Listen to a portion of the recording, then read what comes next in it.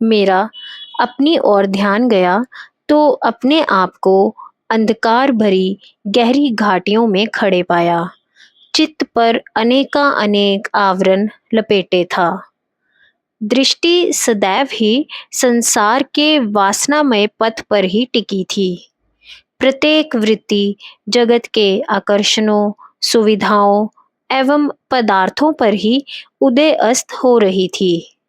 किंतु इस समय विचार अधीन विषय लल जैसे सर्वोच्च आध्यात्मिक व्यक्तित्व का था। इसे कानों का रस ही कहा जा सकता है। सुनने में तो बड़ा अच्छा लगता था, किंतु अभी उस आदर्श को प्राप्त कर पाना दिन के समय आकाश से तारे तोड़ने का प्रयास करने के समान ही था।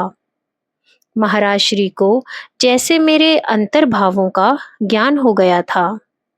महाराज श्री, इसमें घबराने की कोई बात नहीं। धैर्य तथा सावधानी पूर्वक पग पग आगे बढ़ते रहने से किसी दिन गंतव्य स्थान पर पहुंचा जा सकता है। विघ्न उपस्थित होते भी हैं तथा रास्ते से हट भी जाते हैं। यदि अंतरशत्रु रास्ता रोककर खड़ा हो जाता है तो पता नहीं कहां से सहायता भी प्राप्त हो जाती है।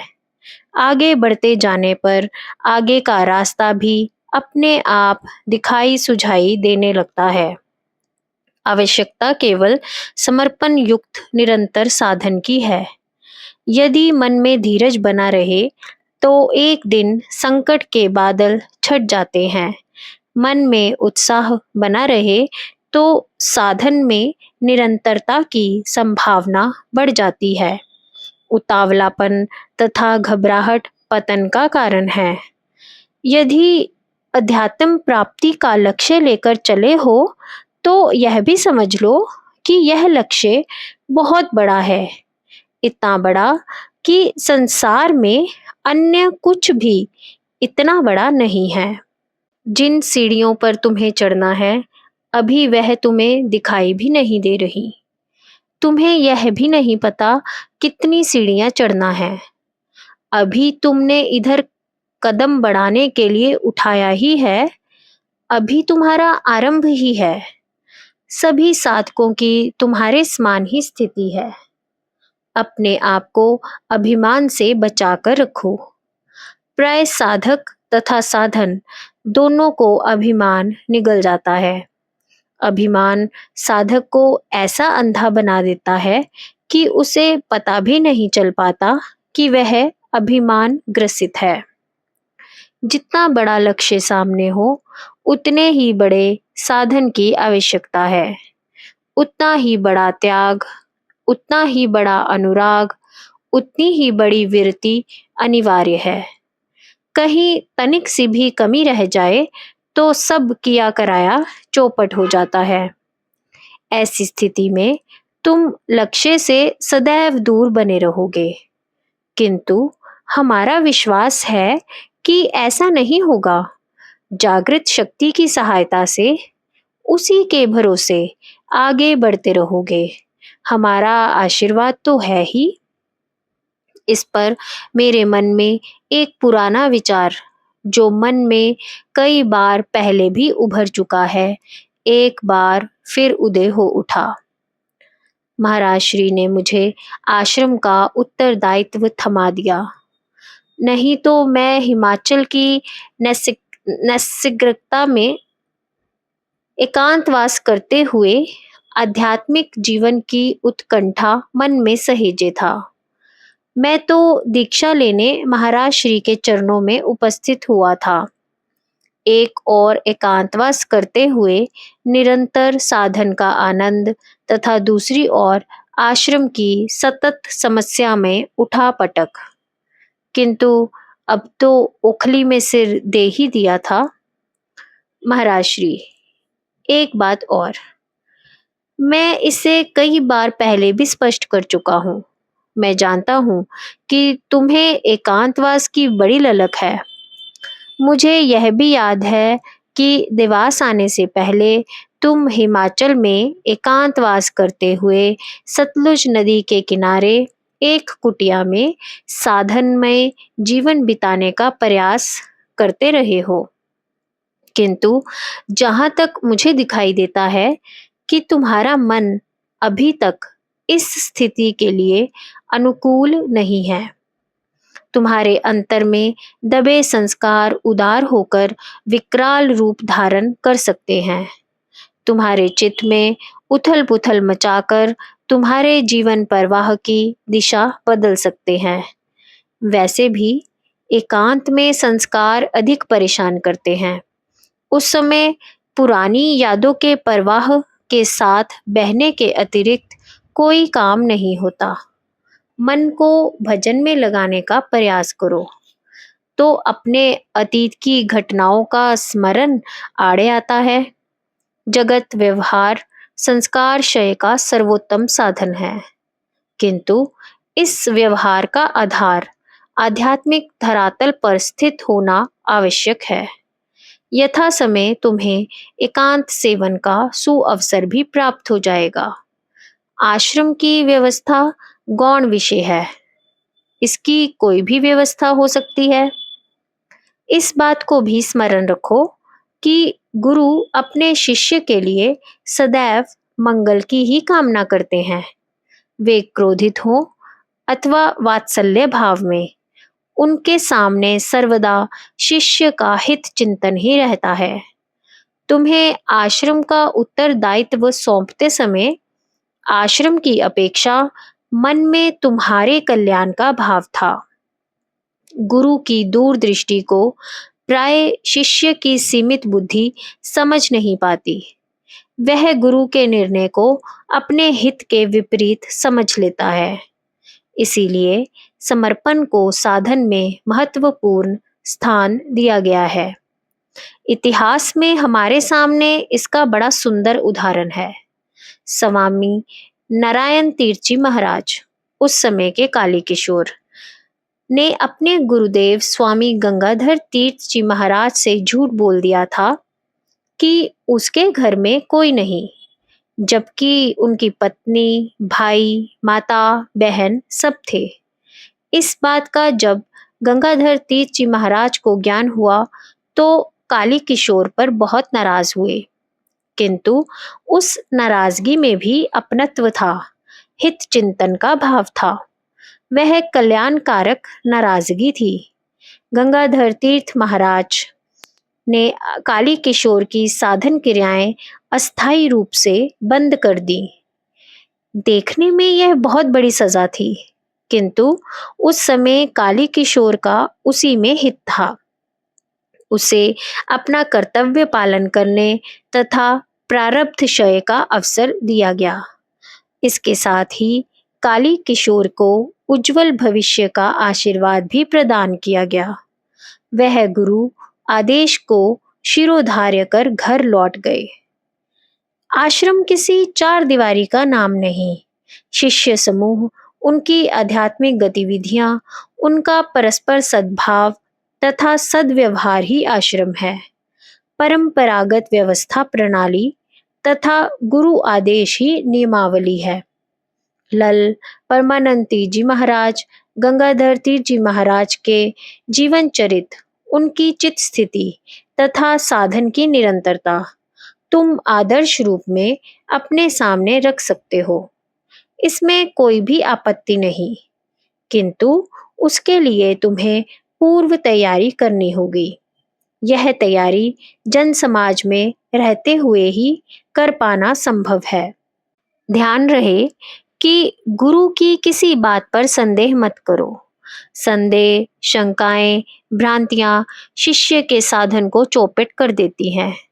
गुरु क्या सोचते हैं, गुरु को शिष्य का कैसा भविष्य दिखाई देता है तथा शिष्य को किस मार्ग से क्या क्या अनुभव कराते हुए आगे बढ़ाना चाहते हैं, संभव है यह सब बातें शिष्य की समझ में ना आए।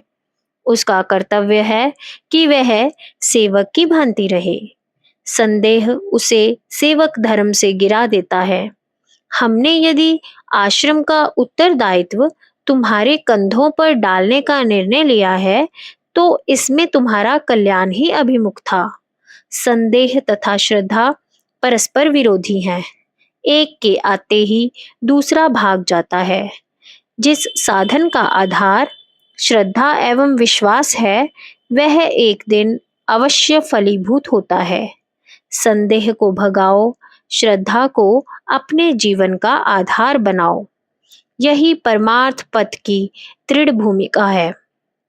मैंने उठकर महाराज श्री के चरणों में प्रणाम किया, वस्त्र लपेटे तथा योग श्री पीठ आश्रम पर लौटने के लिए चल दिए।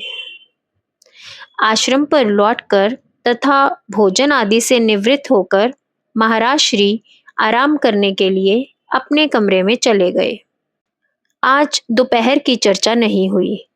मैं भी अपने कमरे में जाकर थोड़ा सोने का प्रयत्न करने लगा, किंतु विचारों का तूफान इतना तीव्र था कि उसमें नींद भी ना जाने कहाँ उड़ गई थी।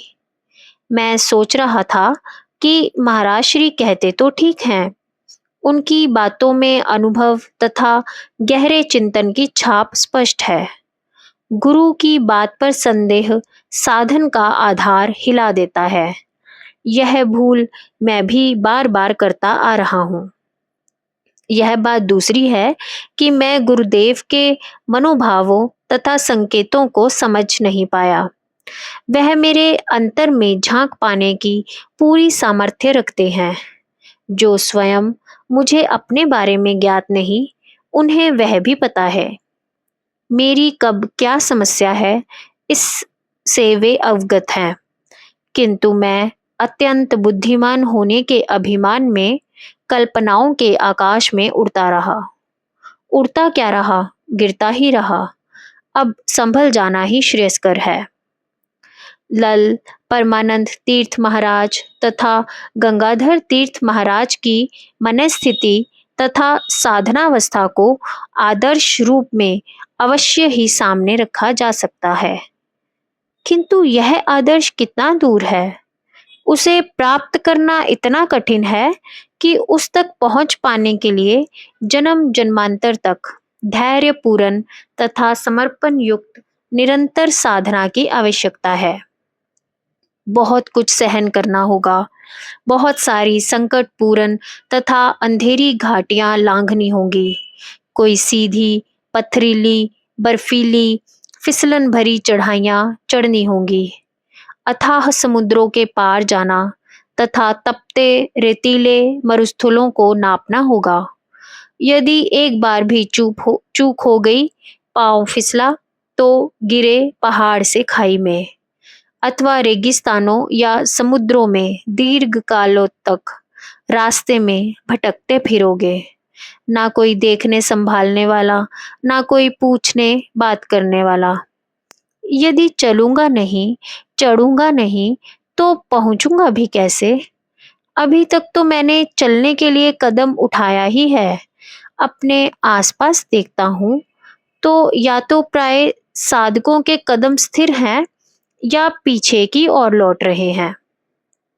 पर इसका अर्थ यह तो नहीं कि मैं भी अपना कदम आगे ना बढ़ाऊं। प्राय साधक अभिमान में मरे जा रहे हैं, स्वार्थ में डूब रहे हैं, वासनाओं की धक्कम पेल में कुचले जा रहे हैं। तो क्या मैं भी इसी से संतुष्ट बना रहूं? क्या मैं भी अध्यात्म की कोरी बातों में ही अपने आप को लगाई रखूं? अध्यात्म केवल वाणी विलास का प्रदर्शन नहीं। महाराज श्री की बात झूठ नहीं हो सकती। उन्हें लल दिखाई देती है। परमानंद तीर्थ महाराज तथा गंगाधर तीर्थ महाराज के दर्शन होते हैं, संवाद होता है, मार्गदर्शन प्राप्त होता है। महाराज श्री के सामने उनका लक्ष्य स्पष्ट है, मार्ग सीधा सपाट दिखाई देता है, किंतु हम तो अंधकार में डूबे जा रहे हैं। ना लक्ष्य ही निश्चित है, ना मार्ग ही स्पष्ट है। किंतु अभी यदि हम जैसे लोग महाराज श्री की बातों पर विश्वास करके साधन में तत्पर हो जाएं, तो हमारे लिए यह बहुत बड़ी उपलब्धि है। मेरा मन कभी निराशा के गहरे समुद्र में डूबने लगता, तो कभी आशा के बादलों पर सवार होकर गगन में ऊपर उड़ जाता था। कभी शंकाओं से भर उठता था, तो कभी उत्साह के सुनहरे रंग बिखेरने लगता था। इसी अहापोह में विचार प्रवाह में बहे जा रहा था। मैं सोच रहा था कि महाराज श्री का आदर्श भी तो हमारे सामने है, उनका आशीर्वाद भी प्राप्त है। वह हृदय से हमारा कल्याण चाहते हैं, हमारे लिए मंगल कामनाएं करते हैं, उनका मार्गदर्शन भी हमें प्राप्त है। फिर निराशा क्यों? महाराज श्री कहते हैं कि उत्साह तथा धैर्यपूर्ण होकर साधन में तत्पर रहो। उन्नति होने अथवा नहीं होने की चिंता करना साधक का कर्तव्य नहीं, उसका उत्तरदायित्व साधन करने तक सीमित है। उन्नति देना ईश्वर का कार्य है, उसमें हस्तक्षेप साधन तथा समर्पण के सिद्धांत के विपरीत है। साधक का कार्य है कि अपना कर्तव्य देखे। ईश्वर बड़ा दयालु है, अपने भक्तों पर उसकी विशेष कृपा है। संसार से सभी प्रकार की आशा त्याग कर ईश्वर के प्रति समर्पित हो जाना, यही समर्पण है। इन विचारों से मेरा मन उत्साहित हो उठा। विचार प्रवाह इसी तरह चलता रहा, उसके साथ साथ मैं भी बहता रहा। फिर निद्रा ने मुझे आ घेरा और मेरी आंखें बंद हो गई।